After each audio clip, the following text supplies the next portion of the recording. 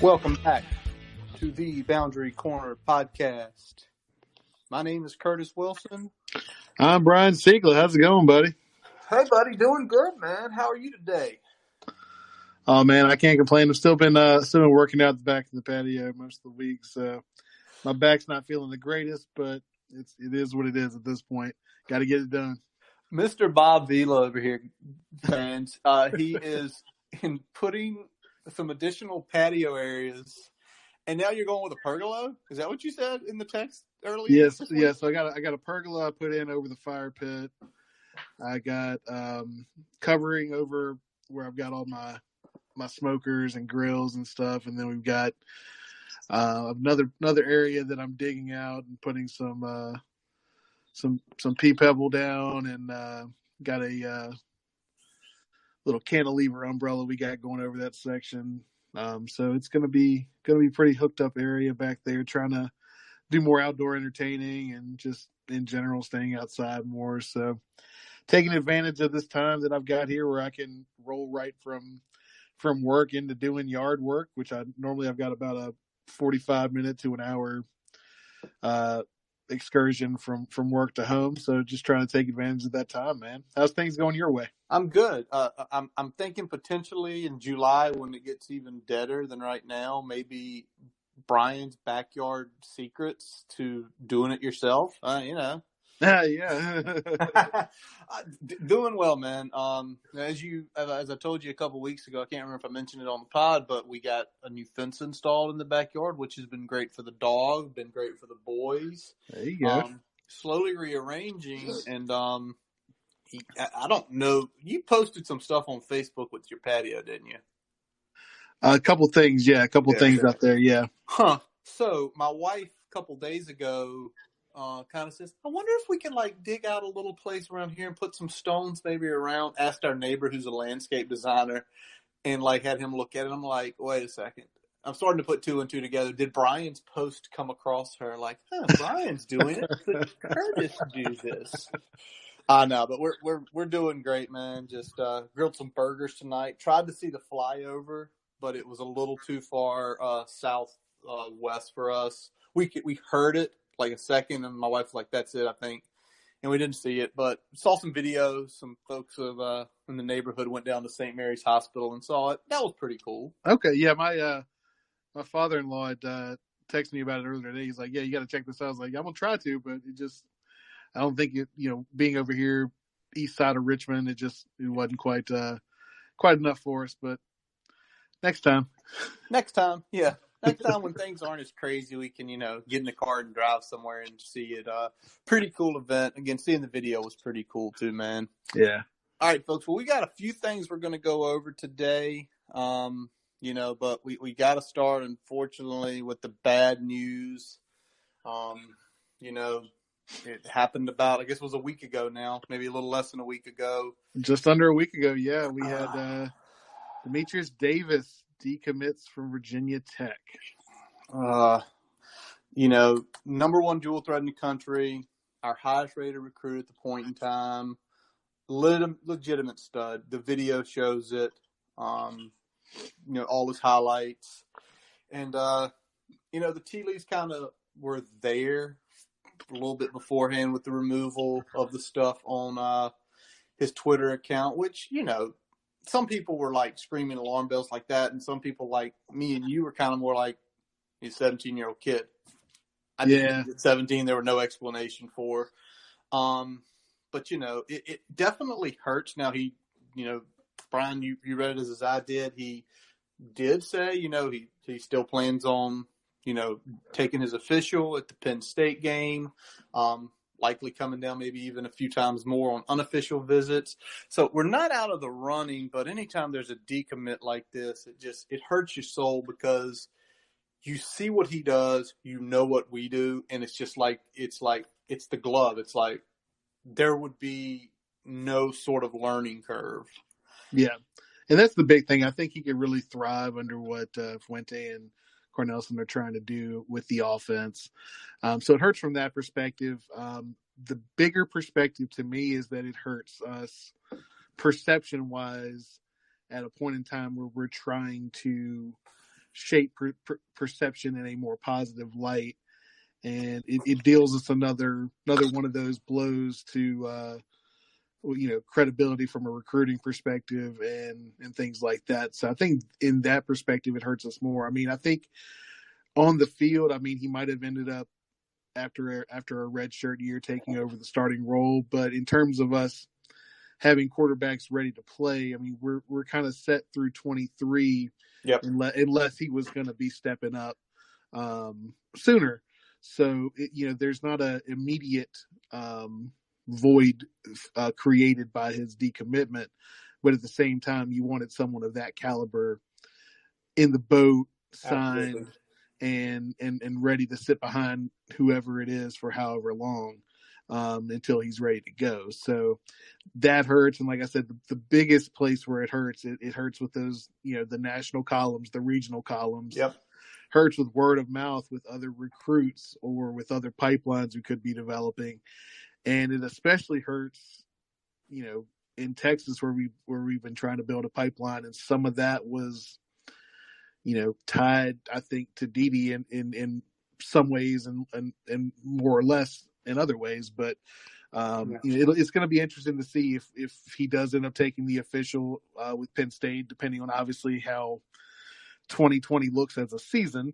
We're having a season. We're having a season. Just positive thoughts on that. Yes, positive yes. Thoughts. I'm just trying to qualify here so we don't look have egg on our face later. But if he does take that official, I feel a little bit better about it. I mean, I feel like as of right now, probably Auburn has the upper hand in terms of potentially landing him. I think we're kind of number two, definitely want to get him on campus in order to feel better about that. And then I think Miami's going to be one of the teams that's going to make a push there as well. Yeah. I'm going to say just a few things. First of all, there's got to be some stuff going on behind the scenes in his life, because if you see just a few weeks before all this went down, I mean, this was a gung-ho kid. Guys getting offers. He was tweeting at them. We put highlight package videos up, of Lane. He was tweeting and retweeting and saying things. He was encouraging players to commit, join it. And then all of a sudden the light happens. Light switch. Boom. And he decommits. We can only speculate what's going on. He is 17, and you can imagine a player of his caliber, how much pressure there is. Not only, other schools knocking down your door, but family, friends, everything. And I'm gonna go back. I don't know if you ever talked with our buddy Hambone about Contavious Street. I've talked. Other than how much of a complete study was in high school, I didn't hear a whole lot of talk about him. But I mean, I'm sure you know more about his commitment in terms of what happened with NC State and everything. Well, yeah, but Robbie shared a little something with me, and it was legitimately. I mean, Contavious was a top 100 player. Contavious is kind of where Dematrius was as defensive ends. He was one of the best, offers all over the country. And he said legitimately he would wake up at 6:30 and his phone would not stop all day. Text, messages. And you just kind of sit there and think, this kid's 17. He's going to high school. In Dede's case, they're having to sit at home all day. At least you go to high school, you can just say, Mom, I'll be back in 6 hours for it. You get a reprieve from the constant bombardment of information and people texting you. Yeah, I can't imagine the pressure that's on a lot of these kids. I mean, obviously, I've never experienced anything like that personally in terms of programs of that caliber. No. Trying to get me in the door or anything like that. So I can't imagine what that's like. And obviously, there's other pressures that come along with that of the expectations of being a high caliber football player. There's other things that come along with that as well. So how are you feeling about, what the staff could have done, could not have done in terms of staving some of this off? I don't think we know. I mean, it's the dead period, so it's only so much they can do. B, people are kind of asking, were they completely dependent on him and putting all the pressure on him? We don't know. I mean, we can assume, like with most recruits, you ask them, hey, we'd love for you to be out there encouraging guys to come here. So we don't know how much pressure was put on him by the staff. Yeah. And again, that's behind closed doors, things we're not privy to. And it's one of those things where you can say, well, we shouldn't let these guys go out and recruit. Like, really? Anybody that says that on Twitter are just trying to be, I'm going to be the exact opposite. Like, yeah. No, if a kid commits, you're saying you want to go to the university. Yeah, we want you out there, putting our name out, putting positive comments behind it. I mean, I have a question. If somebody commits tomorrow and they go radio silent about Virginia Tech for a month, how would you feel at the beginning of June about their commitment? Would it be like, oh yeah, they're all in? Or is it like, he's not tweeting at coaches, he's not doing anything from the football or Bo Davidson or any of our, any of our other, like any of the non-football, non-tech related accounts, but talk about Tech's football? Well, yeah, we're in a situation now where if you're not, at least if you go complete radio silence in this information age, I mean, people don't know what to think anymore. Exactly. Especially from a fan base perspective, or obviously the coaches probably are going to have more day-to-day and week-to-week contact with these guys via text or email or whatever it may be. Yeah. But from a fan perspective, if you don't see it out in the Twitter sphere, you all of a sudden get cold feet and like, there's problems. But I mean, from a staff perspective, I think we could have done better here. The biggest one. So my biggest one is the problems we've had with momentum in terms of our recruiting. And it started with Dede verbally committing and then it being 3.5 months before we get anybody else in the boat. That's pretty big. That's a big problem because you've got a recruit of that caliber and then you're not seeing some sort of, you didn't see the coattails that you would normally expect from that. And I think the staff didn't do a great job of capitalizing on that. I think some of that had to do with the staff turnover happening right after that verbal commitment. So there was some flux in terms of what the staff was going to look like, especially when we were primarily recruiting defensive players. I think with this cycle, defense and wide receiver are going to be probably the two biggest things that we're looking at for this 21 cycle. Hold on a second, though. I'm going to make a point. I'm going to be contrarian to you. He committed in December. At that point in time, we did not have Alec Bryant. We did not have Robert Wooten. And over the course of the next 6 weeks we got them on. And we can say, it sucks. We didn't get anybody from 2021, but at that point in time, those two guys were the biggest recruits we had on the board to go get. And people can say, well, it's 3.5 months. And it's like, yeah, but what happens if we don't land Alec Bryant? We don't land Robert Wooten? That's true. Do you take your focus off those two guys who you're already in love with them? Because from a defensive, you already look at their body types and say, these guys can come in and play. And that's awesome. That's what we need on the D-line. Brian, I think, is a year one contributor. Wooten, he's got potential to be that if he comes in and has enough time in camp. Obviously, that's in flux now as well. But if he has enough time in camp to show what he's capable of, I think that's another spot too.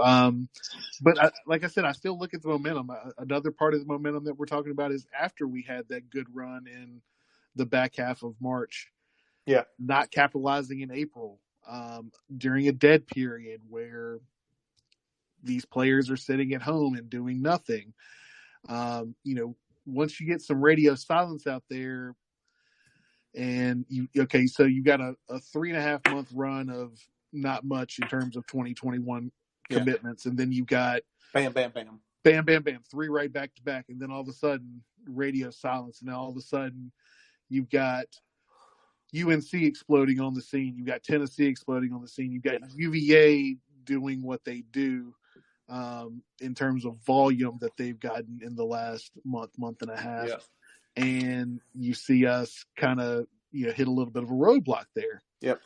So I think that probably played some of the role as well. I don't know to what degree this is all playing a role, but I definitely think it played something of a role because, he keeps seeing early on, he was like, all right, yeah, I'm ready to see you guys commit to Virginia Tech. And it seemed like he just, every time he said it, it seemed like just a little bit less and a little bit less as April went on, and all of a sudden you get radio silence those last 2 weeks. Yeah. Let me ask this: do you think we're going to see any more collateral damage from this? So I think the only big name could potentially be Latrell Neville backing off his commitment. Just because of how closely aligned he was with playing with DD in terms of his early commitment, and the fact that he hadn't been on campus yet, so I think that's going to play a role as well. I think if he was a guy we'd already gotten on campus, I'd feel a little bit more solid about it. But since he hasn't been on campus, it's hard to tell what those first official visits he takes after the dead period's over are going to look like and how much that's going to impact him. I think we did a good thing in terms of getting out there and offering Tyrell Raby, which is his cousin. I think that's a good thing because that shows that we're making those moves in somebody that's also in his inner circle. So I think that's important. Big time. But the question is that, where does DD end up going, and wherever he goes does Latrell Neville have a offer that's committable from that university? And if he does, that puts us in a lot worse position. So it's going to be really strong to go after Tyler. I mean, he's the number one corner in Louisiana. He's fitting that new mold, 6'2", I think 175, 180. And he is that guy who's a high 3, who's on the borderline of a 4. I think most people are feeling that if we get some camps this summer, or we get to see him some tape in the fall, he's going to be a 4-star before signing day. I think that was a very smart move. So it's getting connections with Neville where it's like, well, I've already got my offer here. Now Tyler can play here. And now if DD goes elsewhere, well, now he's at a conundrum, right? What if DD gets somewhere and they offer Neville, but they don't offer Tyler? Yeah. So it's one of those things where with him, it could be that torn thing. And does maybe Neville comes back and says, DD, you love the place. You've been there. You were all about it. Something changed. I don't know what. Throw your hands up. But that's my cousin. That's blood. Yeah.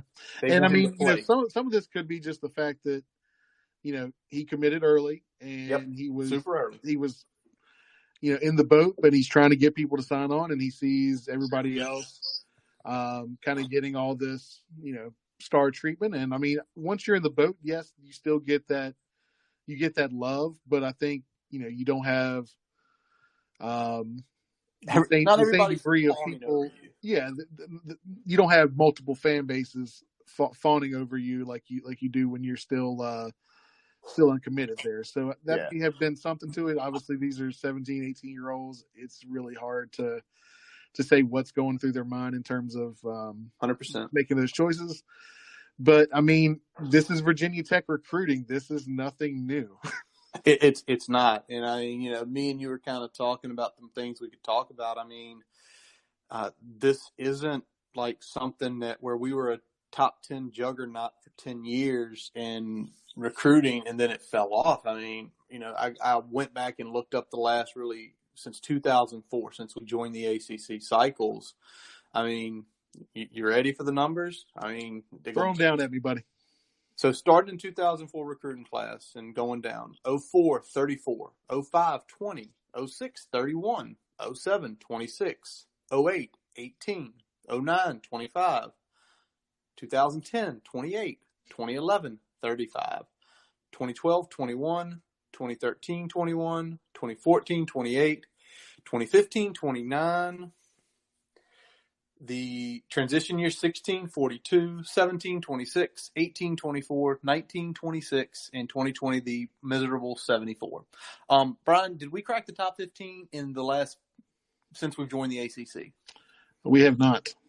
Now that doesn't correlate with what most people see. And again, I think it really might be just a problem with Tech in general, because during those years, man, finished 2005 ending 10th, 06 7th, 07 19. Oh, excuse me.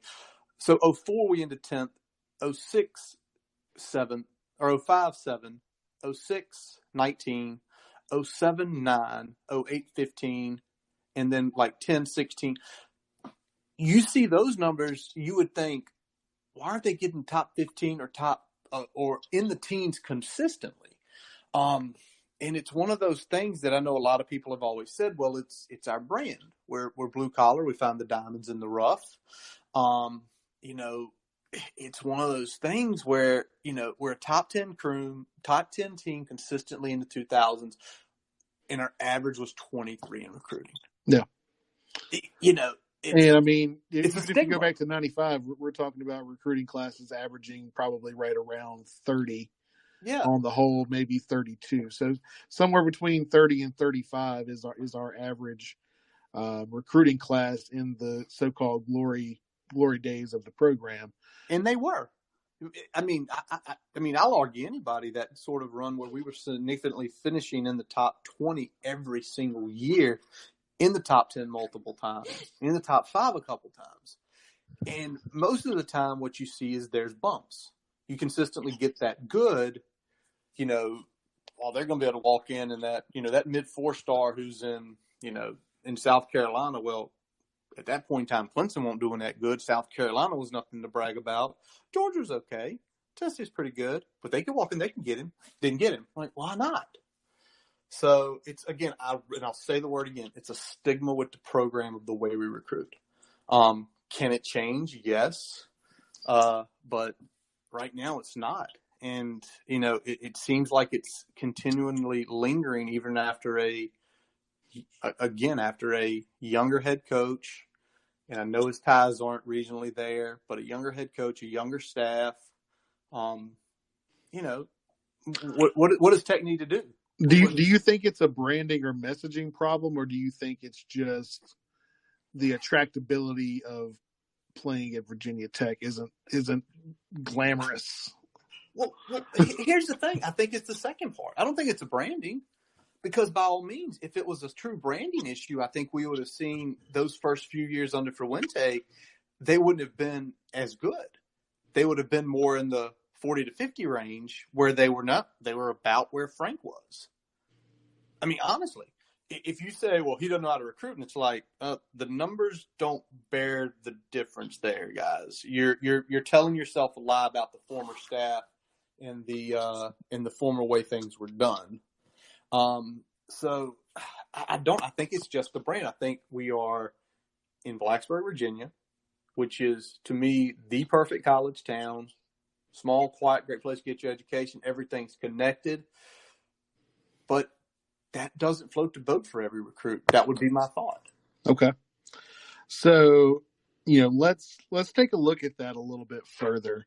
So I thought about this, and I'm going to highlight some inherent disadvantages that Virginia Tech has relative to the competition in the ACC. Number one, our in-state rival is centrally located, and we are not. That is 100% true. They are within an hour of Richmond. They are within 2 hours of Nova, 3.5 of the beach. Yeah. We are not situated in a small or large city like the majority of ACC and Power 5 East Coast schools. You're right. We are I think the smallest city. I mean, we're one of the smaller camps because it's 35,000 Blacksburg population. Yep. You compare that to somewhere like Tuscaloosa. Tuscaloosa is 110,000 people. It's triple the size. Yeah, and with those things come other amenities that are popular amongst college-going age kids. Yep. I mean, say what you want about the small-town atmosphere, but cities offer things for college students to do that small towns can't do and 100%. Can't match. So 3, we do not, and even once everything that is currently being built is finished, and will not have facilities relative to the blue bloods that we want to catch.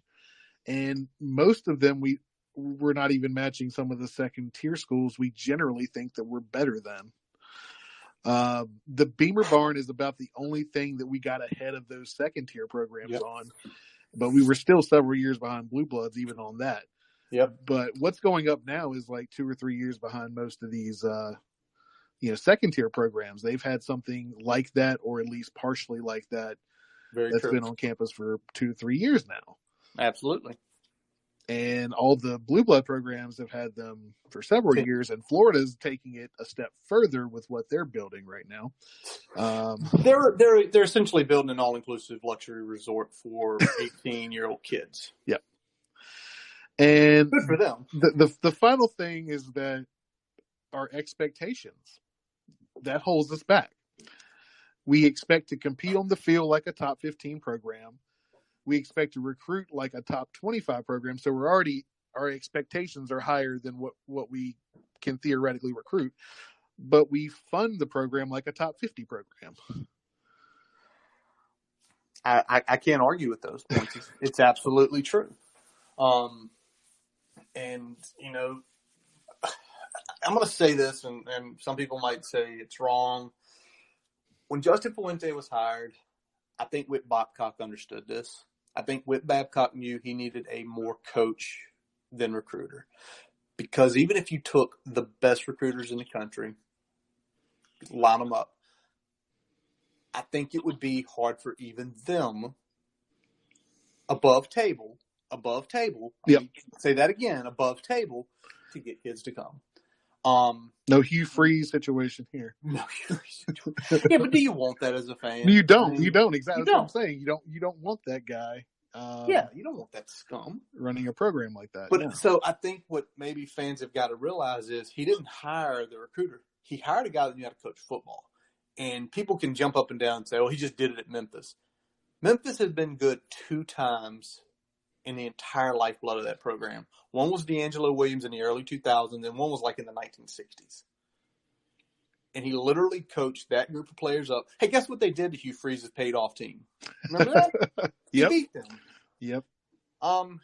So, maybe that's what we need to look at, that we always will need, maybe not the prettiest recruiters, but we need guys who can coach. Now, it's kind of argued last year and, numerous times, and we said it again. Think about if they put Hendon Hooker in game 1, how well that our team was coached. Yeah. He was on the field. We dominated good teams at times, and teams that were at our level, we played with. Yeah. So I think we got to start looking through a different lens. Do I want top 15 recruits? Yeah, because I think me and you have said it probably since we were in our 20s. If Virginia Tech ever gets a top 10 class, the world's not going to know what to do, because there's going to be talent with guys who know how to coach and know how to scheme. Hell, if we could just stack 3 top 15 classes. 20. I ain't even saying 15. Top 20. Go 3 top 20 classes. Oh, man. So, yeah, man. But it's like I'll give Don V a shout out here. He's like, I don't even know what it's like to have a top 15 class. So we don't. We've had 1 top 20 class basically since we were 21. One. Yep. So does it beg the question this? Do we not does the powers that be in Blacksburg know how to budget to get the program that literally makes kids enroll, and literally guys we went to high school with, that's why they enrolled there, is because of that program. Do they know how to budget? No. Wow. No. And I don't think this is going to be a shock to anyone listening, but we haven't made football a priority from a financial investment perspective for a very long time. No. And I think if we want to see in this new world of college football, if we want to see substantive changing, especially in terms of recruiting, 2 things need to happen. A top-down university focus on getting better on the field by investing, and from a fan and alumni perspective, opening up your wallets. Yep. I mean, those 2 things have to happen. I'm not saying that good recruits are going to come just because the money's rolling in, but I'll tell you something, it'll certainly get better. You're damn right. Because the more you can get on that recruiting staff, the more you can scout in advance, the more you can focus your efforts on the guys, the more you can sell the program in the light that you want to sell it, Yep. It's gonna reap some benefits. And that on top of that, facilities, man. Yeah. If the facilities improve, that people talk about, winning games is going to solve problems. It solves some of the problems, but it doesn't solve all the problems. No. Because the perception is that the school with the shiny new object is better, especially if they're winning the same amount of games. If we were out there winning national championships every year, you might say, okay, well, maybe not, but we're not. We're out there winning 8 to 10 games every year. And Absolutely.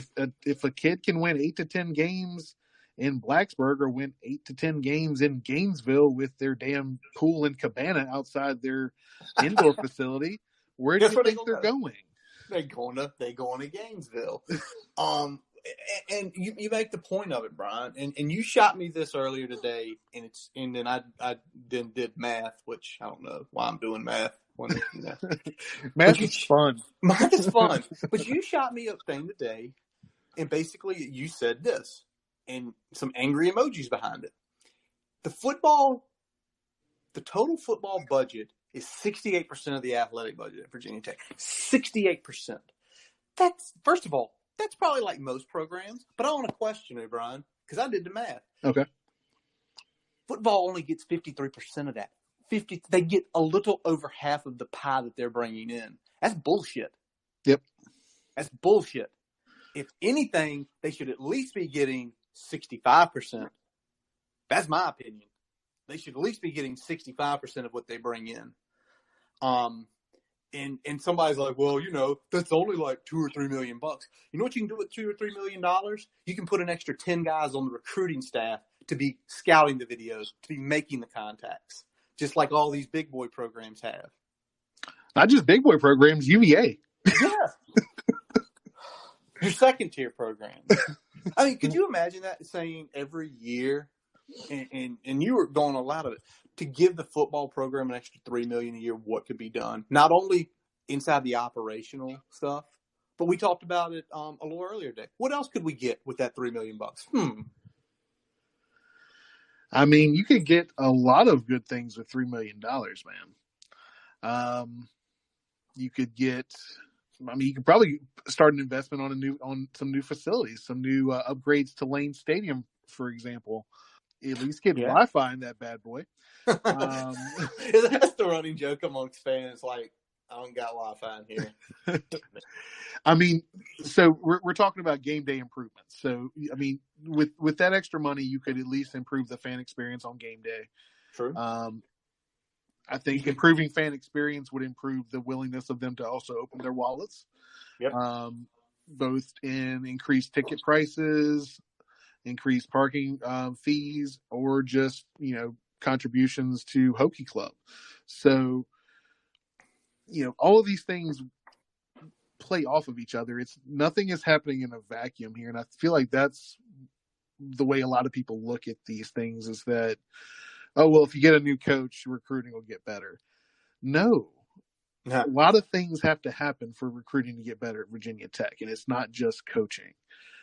I mean, I think we can all agree that we think recruiting could be better under other coaching, but that's not saying that we need a coaching change, because I don't think the on-field, we can get another coach right now where the on-field product will be as good as what we're experiencing. So there's a give and take there.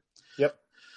And then, at this point, you've got to convince if you're talking about replacing a coach, you've got to convince any coach that like I said earlier, you've got to say, we expect you to be a top 15 program on the field. Probably you're not going to do any better than top 30 recruiting, and you're going to get top 50 funds to do that. Absolutely. So there's a point of diminishing returns there for any coach, even if they can recruit their ass off. It's true, man. I mean, it's true. And then, I mean, some of the info that, you shared with, we shared together, believe it or not, guys, this was supposed to be 3 days ago, Brian. This is like 25-minute episode. Nah, some things ticked us off. And we started diving into the aspects of recruiting, and the further we dug, the further we were like, okay, let's have a conversation about some of this other dirty laundry while we're here, because it all, because like we said, it all feeds off of each other. Well, Brian, just say it straight up what you told me. There's two programs that pay for themselves at the University of Virginia, or Virginia Tech University. Yeah. Virginia Tech Polytechnical. They are the one we just discussed. Football and men's basketball pretty much breaks even. In the last several years, they've been in the black. That's it. But more or less, they're a break-even program. Occasionally in the red, usually just over in the black. And that's most schools. There are your few that do have very strong women's, certain women's programs. You have some schools that probably are so strong in baseball they pay for themselves. But at Virginia Tech, it's two. Yeah. And you start sitting here and OXVT. He sort of stole some of our thunder because he kind of released what me and you found, and it was just, and man, he got the heat that got on him in the last few days about what just a simple point out. There is, and folks, this is not trying to be rude, not trying to be mean, but we're just seeing it as we see it. There's one program or one athletic program at Virginia Tech that is essentially, it's using 600, right? Is it 600 or 500 times its budget? 500% of its budget. 500%. That's nuts. That's nuts. Well, 500% of its revenue. That's it. Yeah, 500% revenue. That's nuts. And you're sitting here and it's just like, it's the women's basketball program. And it's like, that's insane. Like, no. Because as you kind of started diving, most of them, it's like, it's 100% to 200%. And that's reasonable. You want those programs. It's something for kids to go do. It gives a chance for kids to potentially go to a university they always wanted to play at. But when you're talking 400, when you're talking about that few $1 million me and you just discussed, there it is right there. It's right in one specific thing. And if you're sitting here as fans, you want to say, listen, I want to support the university as a whole. But you see that big $66,000 thing right there? That is a freaking, as I stated when we were at there, it's one of the icons in this game over the last 30 years. That's what pays for things. And when you're saying they are only getting that 53% of the pie, and other people in other programs are getting so much, it fired you up. It fired me up. And guys, I mean, let's go ahead and say it here. We don't want to cut the women's basketball program. We think they are a necessary element of the university, very important. But what we're saying is that if you're not making the money to justify the allocation of the resources, we need to at least look at how those resources are being spent and whether they could be spent better on the football program to make the pie bigger. There you because go. What we're talking about right now is that if we look at Clemson and we look at UNC and some of the things that they've been doing, and even UVA, when they've invested in the football program, the pie got bigger. Yep. And when the pie gets bigger, everybody eats better. You damn right. It's so true. And a lot of people talk about it, and I've tried to read some on what Sam's thing is. The way I see that he thinks it is he thinks an athletic budget, you should have a utopian athletic department. It is not possible at Virginia Tech. It's not. Is it possible at Texas or Texas A&M or some of those schools with $200 million revenues? Yes. We're not there yet. No. So if you're trying to in terms of revenue, we're $15 million behind UVA. We're not in a terrible spot. We're in an okay spot. Yeah. The way I look at it and the way I've talked about it, Brian, is in the corporate world. And I know some people will say, well, athletics is different than the corporate world. No, it's really not. Company I work for, company you work for, I'm not going to mention the name, top 100 on Forbes. Very profitable company. As you know, Brian, there are different sectors of that company. And as you know, there are some sectors that get treated a lot better. They get a lot more tools. They get a lot more flexibility. And you know why usually they get that? Because they're the money makers. Damn right. And it irritates some people that are in the lesser divisions. Like, well, it's not fair. They got upgrades in their systems. They got new laptops. Oh, they got new better worse. It's like, yo, dude, you know why you got the raise last year? Because they fucking crushed it. And then people just kind of turn away and say, yeah, you're right. Because normally what happens, and we saw it at that level, was as that bigger division did better, what happened? We saw the effects of it, didn't we? Yeah. We saw the upgrades on the systems. We got the laptops. We got more flexibility. And it was just kind of like, why can't someone as educated as the president of Virginia Tech University see that? And to me, it sort of is one of those things where, why don't you see this, man? Like, Clemson is where we were 10 years ago. They have went through the roof because of how they budgeted. We have made marginal gains. Yeah. And I mean, they institutionally realigned, saying we're going to make our football team good. Yep. And that's what they did. They ended up they cut one or two sports at the time, and they realigned the funding into facilities and recruiting. Yep. That they pulled from those other sports, and all of a sudden, you get one ACC championship in there, and all of a sudden you got a run going. Yes, you do. Now you've got people willing to open their wallets. Damn. Mm-hmm. And make the program go on its own. And now you've got what women's sports that they just add? Softball, was that it that they just added? I don't quote me on that, man. Yeah, but I believe softball is the sport that they just added. So I mean, the football team has had enough success at this point where they were able to carve out part of their budget for another sport in less than 10 years without lowering what they're doing investing in their football team. Nope, not at all. So yeah, I mean, let me tell you, if I was with Babcock, I would go around with the exception of men's basketball and with the exception of the football program, and I would look at everybody and say, we need to make a 10% cut to your operational expenses. Figure it out. And if they say, well, why are we doing that? Because there's a program that's floated this whole entire department for the last close to 30 years, and they're not getting what they need to keep up. We have the potential to be that top 15 program every year. We need some extra money. We need some more bodies. Well, let's talk about another part of it. Let's talk about, and they've been doing pretty well with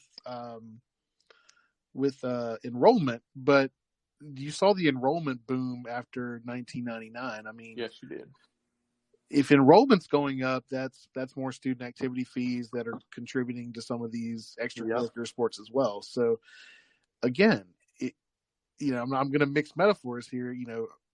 Rising tide raises all the boats here.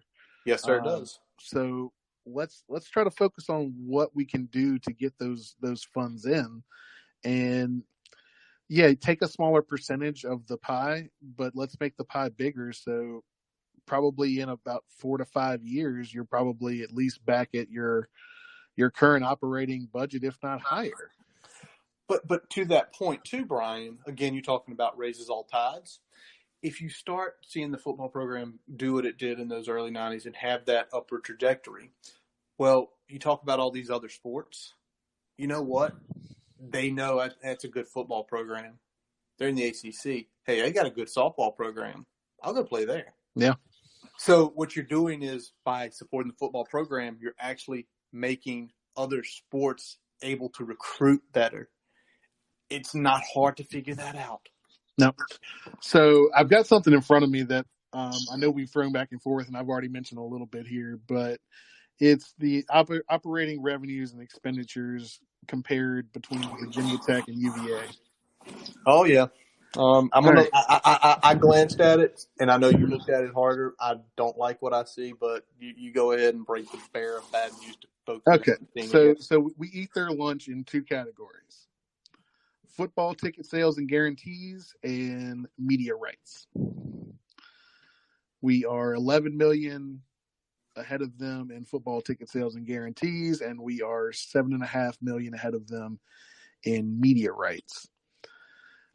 They take us to school on pretty much every category, some of them more than others.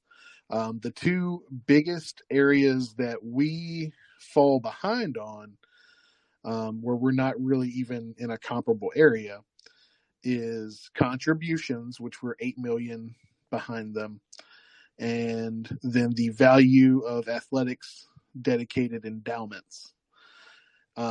So what that says to me is that their alumni are doing better at not just giving, but giving across all sports, and in terms of giving towards athletic specific things, whether it be facilities or other benefits for the athletic department. Thoughts? Well, first of all, I'm going to say this. They are significantly older of a university. That's not even a question. You have more legacies there, people that go there because mom and dad went there, so on and so forth. So that helps. But, I think the other piece that you make a point of is about the things across the board. Is you have people that specifically donate to certain programs like the baseball program. So somebody, I think Zimmerman a few years ago, like $100,000 check to the baseball program. Well, guess what happens when somebody of that stature with that amount of money writes that amount of money to a smaller program? Guess where that money goes back to? It goes back to the pie to be divided up amongst the other programs, or to go back to the football program or men's basketball program. And that's another thing. They have had some alumni. Why am I mind blanking? The writer, UVA grad. I'm blanking as well. Oh my gosh, folks! This is what happens when you do this. We can take that out in post production, right? Yeah, we will edit that one. We're gonna edit that out, man. Don't do it, man. Why do I want to say? I feel like I'm Mitch Hedberg. I can edit the jokes. Why do I want to say it's John Grisham? Sure, go for it. We'll say that, and then I'll edit in something that sounds correct. It's one of the big writers. Yeah, I'm pretty sure that's accurate. No, it's not Grisham. Grisham's is a Mississippi State guy. Never mind. Was it? Hold on. Do not take this out because this is actually hilarious because Baldacci was VCU, right? It's one of the 1990s big time writers. This is kind of funny. Survey says.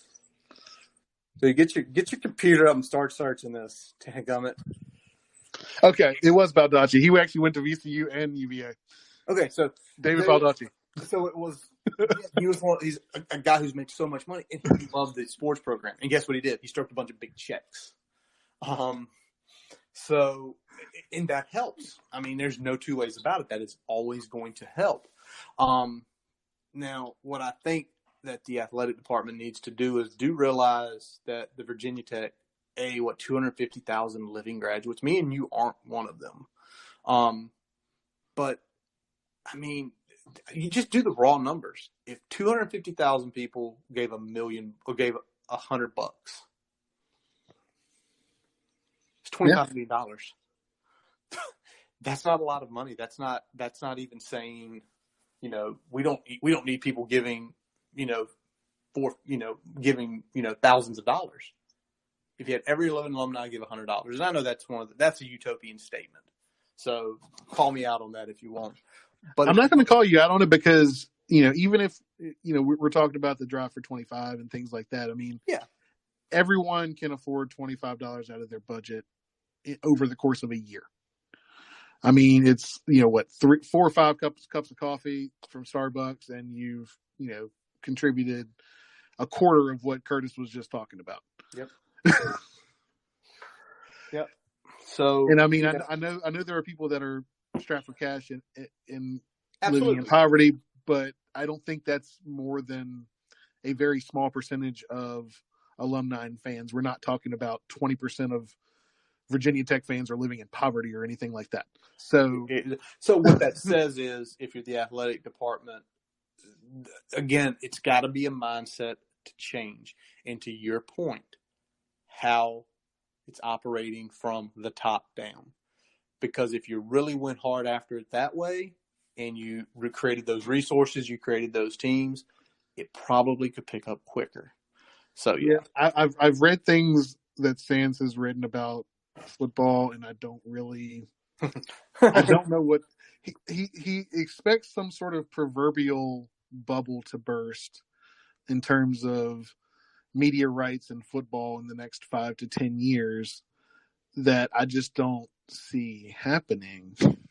He's trying to write some very off-the-wall statement that if he's right, he gets to jump up and down. And he wants to be the guy that's ahead of the curve when the bubble burst. But the bubble was said to be bursting 10 years ago, and it hasn't. And it's said to be bursting in 5 years. I mean, everybody keeps saying, well, the bubble of football is going to burst, and it just doesn't. Well, you know what? It probably has bursted in some way, but it's such a minute burst. Nobody can tell it. Like, yeah, it kind of burst a little bit, but yeah, less people in the stands. Still 63,000 people here of 66. That's not much of a burst. And most of that has been transitioned into the media dollars. I mean, it's not like the direct funding to the university has changed, but the indirect funding has went up significantly from money that's coming in for the ACC and from the NCAA. Exactly. So you may make a point on that, like you say it's going to burst. About four Black Fridays ago, that year where we were like Frank's last year, or the year before Frank retired, when we were 6-6 and they were like 5-7 or whatever. That game was the Friday night game on ESPN. You know how many people it pulled on a Friday, Black Friday over Thanksgiving weekend, with two teams, one not making a bowl, one fighting for bowl eligibility? You know how many people watched that game? How many? 3.8 million people. There you go. There you go, right there. Yeah, that's a supposedly dead rivalry, and both teams at near rock bottom in terms of their program output. 100%. Well, Brian, this has been fun to do the budget, but we have one more piece of news. And I feel like we're going to probably go back and revisit this again. But we got to commit. Yeah, we did. Transfer. From Kansas. God, we love to go to Kansas and get commits and get transfer commits. Kansas has done us better than Virginia of late. That's true. I joke because I think the 3 kids from there are all from Texas, so kind of technically it's Texas. But Evan Fairs, I know you looked at his tape a little bit. What are you feeling about this 6'3" guy? So, yeah, big body wide receiver. Definitely think he's going to step in, and at least in terms of red zone, he's going to fill some of the hole that was created when Damon Hazelton transferred to Missouri. So that's good. I like what I see on tape. He's got quick first step. He can get open.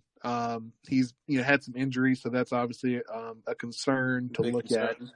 But I think he just he's one of those that had injuries after having a good season, and then I think health-wise got back to where he wanted to be, but based on some of the other recruits that it came in there and things like that, just saw snap count go down and things like that. So we ended up being a beneficiary of that situation. Like I said, I think from a red zone perspective, he's at least going to be a solid player for us in 2020. Could be potentially more than that. But definitely will, I think, take over what Hazelton did in the red zone for us. So that's a good thing, because some of the other guys we've been talking about had other skills, but the red zone target was still something that we were a little concerned about. So I'm glad we went out and got a guy that could take on that role. 100%. And if nothing else, it makes you feel better about the depth of the wide receiver position, one of the positions we were a little bit worried about, but having him come in, having some game experience. Yeah, the injuries are a concern because it was a sophomore year. It looks like, he had like 20-plus receptions. He was looking like one of those guys that was going to go up and then got banged twice. And then with Les coming in, some changes in the recruiting and things like that. So, yeah, feel good about it just because, again, it's a body out there. with along with Trey, along with Tavion, Big Stone Gap. Makes you feel a little better about that room and all. Blackshear. Sorry. I know he's not camping with those boys, but I got a feeling Blackshear is going to be running the slot a lot. So hopefully this is going to benefit us in the red zone. Get us being able to have two big red zone targets out there with Mitchell, and then obviously Evan Fairs now coming in. So I think that should be good for us from inside the 20 perspective. 100%, man. All right. So what we're asking this week, guys, again, it's not a poll question. So what things would you like to see Virginia Tech do financially to be more competitive on the football field? I've told you mine. I'd like to see a 10% cut across a 10% expense cut off every sport but men's basketball and football. Let those funds funnel back into the football program for all sorts of things. Brian, what about you? I think just from an alignment perspective, just putting a focus on football, putting a larger piece of the pie. I'm not sure I would go as strong as a 10% cut across the board, but I would look at every department, and I would say I'd look at every sport and say, where can we trim the fat, and do it on a per sport basis, just because I think some could find more fat to trim than others. So I think that perspective might be better. And then again, reinvest that money into either recruiting services or into improving the game day experience at Lane. Absolutely. All right, folks. Well, that wraps up this episode of the Boundary Corner podcast. I am Curtis Wilson. I'm Brian Siegler. As always, we let our buddy Jason Long play us out. Catch him on Spotify and Apple Music. Follow us on Twitter and Facebook. Subscribe to your favorite podcast for our podcast. And as always, let's go. Hokies.